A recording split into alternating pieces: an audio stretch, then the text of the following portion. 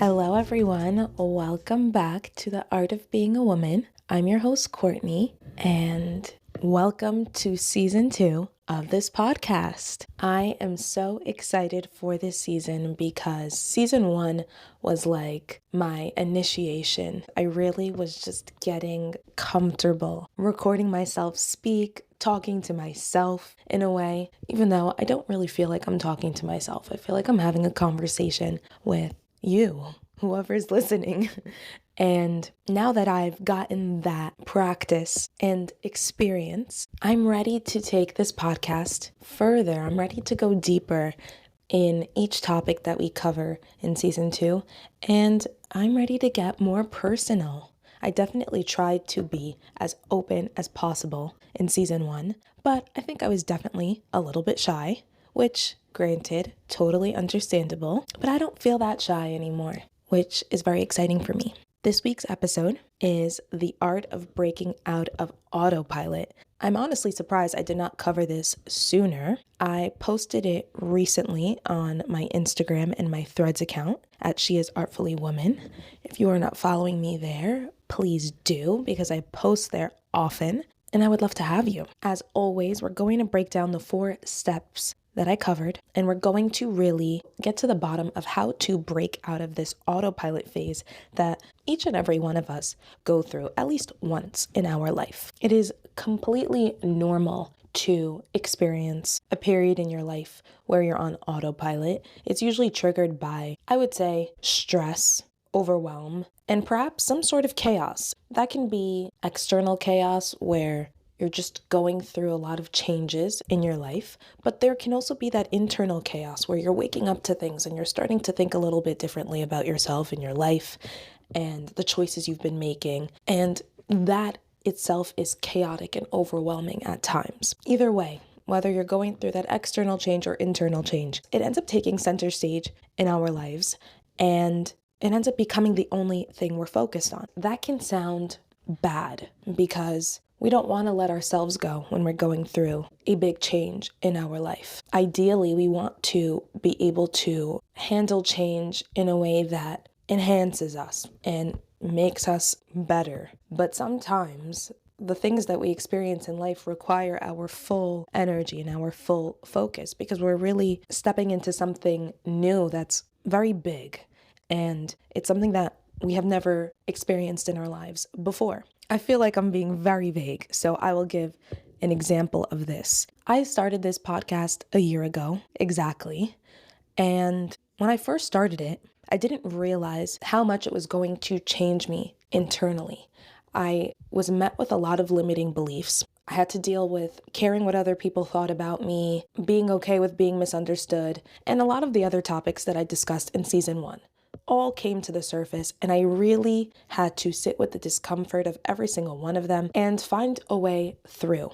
Now, as I was going through those lessons in life and that internal change, which was really rapid in my personal opinion, I didn't realize that I sort of let my other habits go. I noticed that I wasn't eating as clean as I wanted to eat. I wasn't prioritizing my sleep. I also did not really pay much attention to my finances. And I was honestly completely oblivious to the fact that I was on autopilot in those areas of my life for quite some time. I think I did have moments of awareness here and there, but it was very scarce. It was spread out across every few months. So I never really took anything seriously in those areas of my life.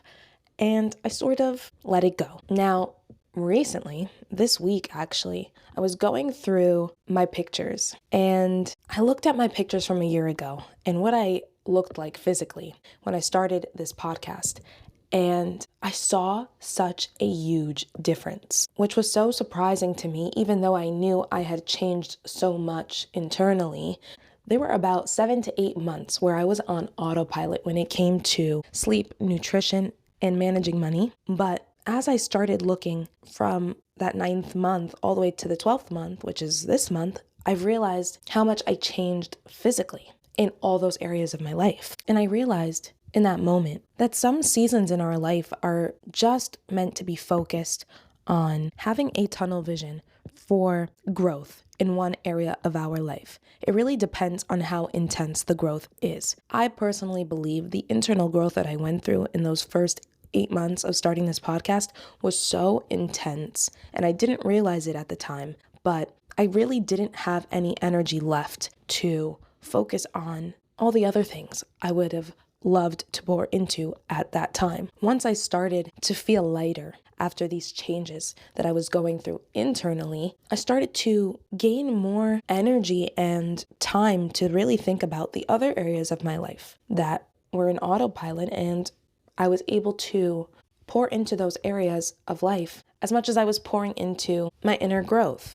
I say all of this because I don't want anyone that's listening to this episode to feel as if it's a bad thing that you are in autopilot. Obviously, we don't want to stay there forever, but it's necessary in certain periods of our life. There are no coincidences, and there's nothing that happens in our life that's a mistake. Some things that we go through in life really just require us to only focus on one area. And when we get to the other side and we overcome whatever it is we're going through, we look back and we realize, oops, I lost focus on other things that matter to me, or I let go of myself in certain ways that I didn't want to. But that's okay. It's really about self-awareness and being able to admit it to yourself and then accepting that it was necessary so that you can move forward in a clean way and not in a way where you have resentment against yourself because you let yourself go and you don't know how you got to that point. I hope my example helped someone because I know I'm not the only one that goes through this. I know many women go through this. It really depends on what changes we're experiencing. Perhaps you're starting a new relationship and you're focused on the relationship, so you unintentionally let go of other areas of your life. It could also be transitioning into motherhood. You could be so focused on being a mother that you let go of other areas of your life. It happens. But ultimately, the goal is to find your way back to yourself. Get back to that awareness. Get back to the version of yourself that doesn't stay locked in one fixed way of living and being so that life doesn't get dull and unfulfilling.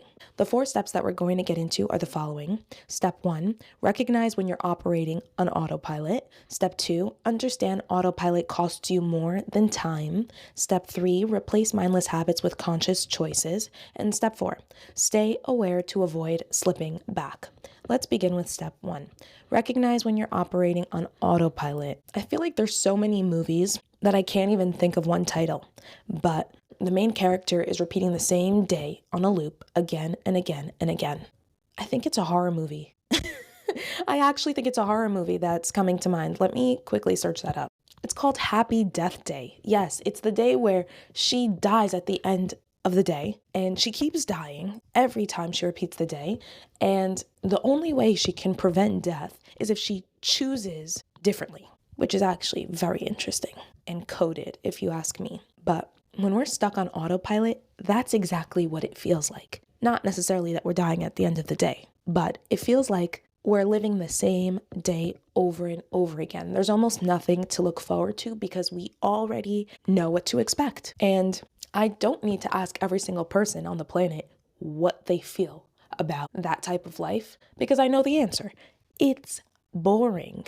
It's depressing, honestly. To not have anything to look forward to not be excited about life because you just know exactly what's going to happen, that's not how life should be lived. Granted, if you are someone that does live a more chaotic life, a more busy life, yes, you'll definitely crave those routines and the predictability, but that's not what I'm talking about here. I'm talking about when you have nothing to look forward to in life because every day feels the same and you also know that every day in the future is going to be the same if something in your life doesn't change, which, spoiler alert, it's you. You have to change or your life will continue to be the same. Sometimes it's hard to admit to yourself that you're in autopilot when you're in it because when you admit it to yourself, you're forced to solve a problem that perhaps you don't know how to solve. And that's something that I've gone through too. I remember before I started grad school, I was working a job and I actually really loved the people that I worked with. But I realized after a while, this is not something I can do for the rest of my life. It would not bring me happiness. It was getting too repetitive and I wasn't looking forward to anything. Granted, that was just my profession at the time, but I'm sure I felt like that in other areas of my life as well. I was probably eating the same foods every single day, which I do that a lot. I have Virgo in my chart. If you're familiar with astrology, then you get it. But I like order, I like repetition. It relaxes me and it relaxes my mind, so I don't have to think too much about certain things. But it started to feel stifling. I started to feel that if I continue doing what I'm doing, this might be all that there is for me in life. And the idea of that, of limiting myself and limiting how exciting and amazing my life could be, really scared me. Now, nothing miraculously changed when I admitted to myself that I was scared that my life was going to be the same day over and over again, but at least in that moment, I was honest with myself. I don't know how long after that point in my life this happened, but I remember my mom suggested to me that I should apply to a master's program. And she suggested occupational therapy because the job itself is very flexible and it pays well. So I considered it. It would be a change, it would be an experience. And I honestly wasn't super excited to go back to school. I was never someone that loved college, but I told myself that I would try. And if it was aligned for me, it will work out for me. And if it's not aligned for me, then it won't work out for me. I remember journaling about that and basically leaving it up to God without realizing that that is what I was doing. So I just let it go. And turns out I got into the program and it ended up changing my life. To sum it up, not only did my schedule change and my focus change, but internally I changed. I came out of my shell. I started the program during COVID, towards the end of COVID, and I was able to really put myself out there and get to know every single girl that I was in this program with. We were all women, which was so beautiful, and that's rare to have an all-woman class. And we were together for like 3 years. It was 30 of us, I believe, and by the end of the program, I really got to know every single person to a certain extent. I didn't know them all super well, but I knew at least one fact about them, and it awakened an appreciation for connection within my heart that I honestly did not feel when I was stuck on autopilot. I was really to myself and I just minded my business and I stayed in my own lane always. I always lived my life like that. And that whole college experience, surprisingly, changed me in more ways than one. But specifically, it got me out of autopilot. Now, I'm not saying to go to college or to apply to a program. Definitely do it if that's something you've been thinking about. Why not? Worst case, you don't get accepted and then you know it's not aligned for you. But in order to get to that point where you're out of autopilot and life starts to open up for you and the possibilities start to open up for you, you have to first recognize and admit that you're operating on autopilot, that you're getting too comfortable with life being predictable. There's something that I saw on Instagram and I can't remember who posted it, but they basically said very simply that you should never really know what the future has in store for you. That's how you know you're living a fulfilling life. Because when you're not going for your dreams and you're not going after things that excite you, of course you're going to be able to predict your future because you're controlling your future and you're making it small. You're making your options very limited.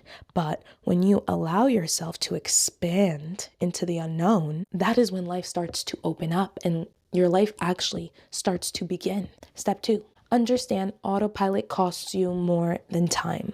Yes, this is very true, and it's very important to really understand how much autopilot can cost you in the long run. Short term, it can be good. Perhaps you have a nice routine in place and it supports your lifestyle, whether you have a good job, it makes you good money, you have the same few friends that you hang out with, and they're great people, you've known them a long time, so why branch out? Fill in the blank on what autopilot looks like, feels like to you. But as I mentioned in step 1, not only is time going to fly by and you're going to look back and realize that not much in your life has changed, you're also going to realize that you didn't really change that much. And when I say change, I don't mean it in the way that who you are now is not enough and that you need to change and you need to become better. But we are meant to improve on ourselves. That is the point of life. Imagine we met someone when they were 20, and then we met them again when they were 25, and they were the same exact person, same personality, they carry themselves the same way. That would be a little concerning, because did you not experience life those past 5 years? And I'm not saying this with judgment, I'm saying this with pure curiosity. It is a little concerning to go through life and avoid experiencing newness, because it stifles our growth and it stifles our potential for greatness. I always talk about potential for greatness. What that really means is that we all have a life purpose. I truly believe that. Others might not. But we cannot even begin to figure out what that life purpose is if we keep our lives so small and we keep it so predictable. We have to be willing to do things that scare us a little bit, at least. And ideally, we should be doing this as often as possible. For example, I used to be very in and out of the gym. I never really knew what I was doing. And whenever I did lose weight in the past, it was mostly because of diet. So I never really was interested in movement, which ultimately is not good, because movement is not only good for your physical body, it's good for your mind. And that is something that I only realize now. But one of my closest childhood friends started going to Pilates, and she really loved it so much that she told me that I should try it, and she thought that I would love it too. And honestly, I noticed a change within her too. She was a lot happier. She was just more full of life. And that doesn't mean that she wasn't happy before and not full of life before. She was, and she always is. She's amazing. But it added like this oomph to her energy. So I decided, you know what, I'm going to try it out myself. She lives in a different state, so we weren't able to go together, but I started it. She was right. I fell in love with it. And it was the first type of exercise that I ever did that was intense, because the studio that I go to is a more modern, intense Pilates studio, but it didn't feel like exercise. It felt fun. And now, after committing to that for a couple of years, I started to incorporate other forms of movement into my life that feel fun to me, that are exercise but don't feel like exercise. One of the things that I always had resistance with when it comes to fitness is cardio. I just never liked the idea of being out of breath and sweating and all of those things. The sweating I got over with Pilates, and I embrace it. With cardio, I just never thought it would be fun for me. It wasn't until September time where I started to take walks in nature, because there was a psychic medium that I was listening to. Her name is Sloan Bella. She's pretty popular. She explained multiple ways to cleanse your energy. And she said one of the best ways is to take walks in nature. And she always has this energy of happiness and lightness. And I thought to myself, let me give that a shot. It doesn't hurt to go for a walk. I'd rather go for a walk outside than walk on a treadmill in a gym that's like confined and sweaty. So I started walking.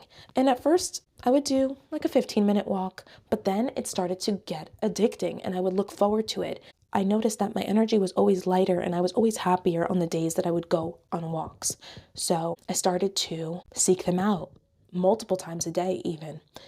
And I haven't stopped since. Honestly, I only started making it a little bit more challenging for myself because it excited me to do so. But had I not allowed myself to do something new, do something that was unpredictable for me, I would have never gotten to this point in my life where I can say that I love movement and I seek it every day. And now, looking back on my life, I really think about what my life would look like if I never was willing to do something unfamiliar. That was something that younger me would have never done. I would have never taken a class by myself when I was out of shape, and it was a form of exercise with machinery I've never seen in my life. But I did it anyways because I wanted to get out of the autopilot and I wanted life to be more than what it was. Also, had I not done this, that autopilot would have cost me more than time. It would have cost me my health. It would have cost me my energy levels, because I would have never discovered how beneficial movement is for my energy. And the list just goes on and on. You truly have nothing to lose by stepping out of autopilot.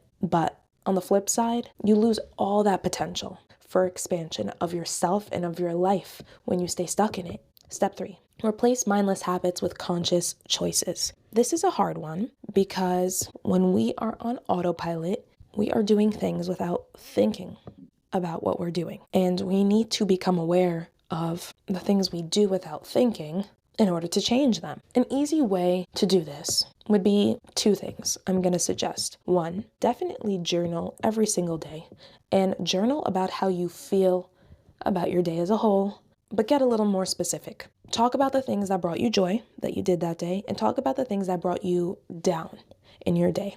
By journaling, you become more aware of what gives you energy, what drains your energy, and you could start thinking more strategically as to how to rearrange your schedule and your habits, make them work for you instead of them taking energy from you, so to speak. Another thing I suggest, and this is something that I did before I started my podcast, so just talking about this feels really crazy. But I wrote down a list of a future version of myself that is a dream version of myself. What does her life look like? What does she do on a daily basis if she could do whatever she wants? And I included that she podcasts, that she writes her posts, so on and so forth. But I also included that she loves movement. She loves to exercise. Twice a day, I wrote, now that I'm thinking about it. And I put that all into ChatGPT, and I told it to write a story for me. Tell me a day in the life of this version of myself. How does she feel? How does she act? What does her day look like? It gave me a detailed description of a day in my life, and it was so beautiful that it really excited me and motivated me to take it seriously. Granted, not everything that I wrote came true, but now that I'm looking back, I definitely am on the path of that being my life, which is crazy. I think when we envision a future version of ourselves that is doing all of the things that makes us happy, it really puts things into perspective on what's a conscious choice and what's something we're doing on autopilot. I also recommend you rereading the story that ChatGPT gives you often so that you're constantly reminded of what you want your life to look like and feel like. That will help prevent you from slipping back into autopilot. And ultimately, we must remember that nothing changes if nothing changes. If we don't change, life will not change for the better. That is just how life works. We can't sit around and wait for things to fall into our lap, because when things do fall into our lap, they're not necessarily miracles. They're lessons that wake us up so that we do take full responsibility for our lives and make more conscious choices. Step 4, stay aware to avoid slipping back. I think ultimately it all comes down to being able to call yourself out. And if possible, if you have someone in your life that you trust, that loves you, ask them for constructive feedback as needed to hold yourself accountable. Perhaps you think that you're making changes in your life and you're growing and you're evolving, but you're not. I know that I've gone through that. The first year of my fitness journey, I really thought I was that girl. I really thought that I had everything handled. Sometimes we delude ourselves and we're delusional a little bit. It's normal. It happens because sometimes our mind knows we're not ready to handle the truth. That's something that I learned recently. But if you have someone in your life that you can go to that will be honest with you because they love you, and they're not just going to tell you what you want to hear because that's not helpful, ask them for their honest opinion and be open to really taking it seriously, even if it's not what you want to hear. I think if you do both of those things, you hold yourself accountable and you allow someone to hold you accountable, you'll really prevent yourself from slipping back into old habits and patterns that you're no longer trying to return to. And ultimately, when you break out of autopilot, your life just goes up. The choice is ultimately yours to make. You can either wake up every day and know exactly what's going to happen that day, the next month, the next year, the next decade, or you can wake up every day and not know what life has in store for you and embrace it and be surprised by it and excited by it. I hope you enjoyed listening to this episode. It is definitely a longer episode, so if you made it to the end, wow, thank you. I appreciate you. I love you. I love you even if you didn't make it to the end, to be honest. But if you enjoy this topic, please rate this podcast, share it with a friend or a family member if you think that they would benefit.